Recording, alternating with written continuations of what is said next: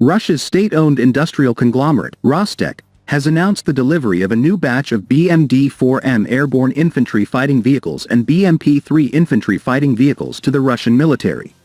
This latest delivery was completed by Kurganmashzavod, a subsidiary of Rostec, in accordance with the Ministry of Defense's schedule. Rostec is meeting the Ministry of Defense's timelines for these deliveries. Additionally, we are sending refurbished BMD-2 vehicles ahead of schedule, the company stated. Both the BMD-4M and BMP-3 are equipped with enhanced protective features, including standard armor and grid screens, which significantly improve the vehicle's survivability in combat. The additional protective gear is supplied with the vehicles and can be quickly installed by military units, allowing for efficient transportation on standard cargo platforms.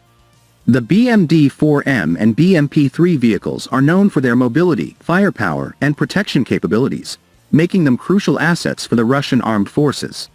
The BMP-3, with its advanced armament and amphibious capabilities, continues to be a cornerstone of Russia's infantry fighting vehicle fleet. Meanwhile, the BMD-4M offers enhanced airborne operational capabilities, allowing for rapid deployment and support in various combat scenarios.